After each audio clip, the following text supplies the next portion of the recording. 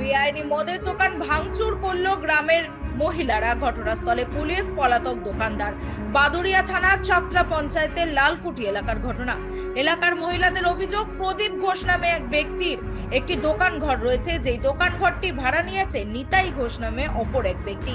এই নিতাই ঘোষ এই দোকান ঘরে বেআইনি মদের ব্যবসা চালায়। এলাকার মহিলা ও পুরুষরা একজোট হয়ে নিতাইকে এই মদের ব্যবসা বন্ধ করতে বলেছিল, কিন্তু তাতে কোনো কাজ হয়নি। তারপর এলাকার মানুষ গণস্বাক্ষর করে একটি অভিযোগ স্থানীয় পঞ্চায়েত ও থানাতে দেয়, কিন্তু তাতেও কোনো কাজ হয়নি।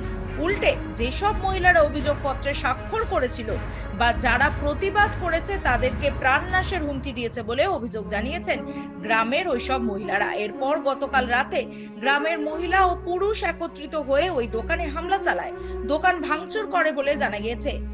জনতার রোষ দেখে দোকানদার নিতাই পালায়। ঘটনাস্থলে উপস্থিত হয় বাদুড়িয়া থানার পুলিশ এসে এই বেআইনি মদের দোকান বন্ধের প্রতিশ্রুতি দিয়ে এলাকার মানুষকে শান্ত করেছে বলে জানা গিয়েছে। যদিও দোকান ঘর মালিক প্রদীপ ঘোষ বলেন এই দোকানে কোনো বেআইনি মদ বিক্রি হয় না। কি জানিয়েছেন বিক্ষোভকারীরা, শুনুন।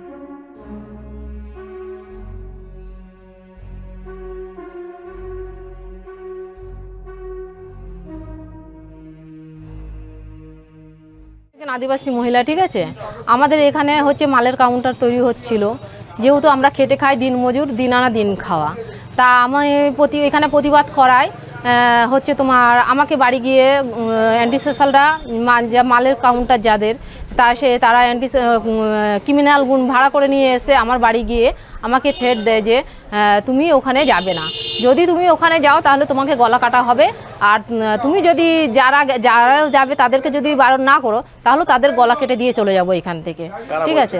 অ্যান্টি সোশ্যাল যাতে মাল বিক্রি করবে, মালের কাউন্টার যাদের। আপনারা কি চাইছেন?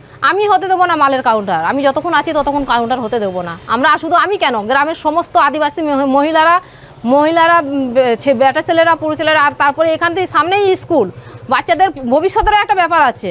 বাচ্চারা এখান থেকে স্কুলে যায়, তাদের কোনো সেফটি নেই বাচ্চাদের। এখানে মদের কাউন্টার হচ্ছে, আমরা করতে দেবো না, কারণ আমাদের বাচ্চা কাচ্চারা এই রাস্তাতে স্কুলে যায়, রাস্তা ভালো না, আর এখানে হলে যে বাচ্চা কাচ্চারা যাবে এদের কোনো আমরা প্রোটেকশন পাচ্ছি না। আমরা এই কারণে এখানে কাউন্টারটা করতে দিতে চাইছি না। তারপর কি হলো? তারপর এখানে এসে আমরা একে থ্রেট দেওয়া হয়েছিল, এর গলা কাটিয়ে দেওয়া হবে, ওর হাজব্যান্ড বাড়ি থাকে না। এবার ওরা আমাদের পাড়া প্রতিবেশী নিয়ে আমরা প্রতিবাদ করতে এসেছি, যার কারণে এই অবস্থা। প্রতিবাদ করে আপনাদের হুমকি দিচ্ছে? হ্যাঁ, আমাদের হুমকি দিচ্ছে। কারা হুমকি দিচ্ছে?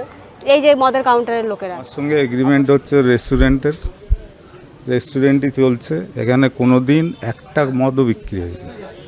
গ্রামবাসীরা তারা তো বিক্ষোভ দেখাতেই পারে, আমার সেখানে কোনো আপত্তি নেই, বিক্ষোভ দেখাতেই পারে, কিন্তু এখানে মদ বিক্রি হচ্ছে না। মদ বিক্রি বাজে কথা, ওর যে যা বসি বলতে পারে।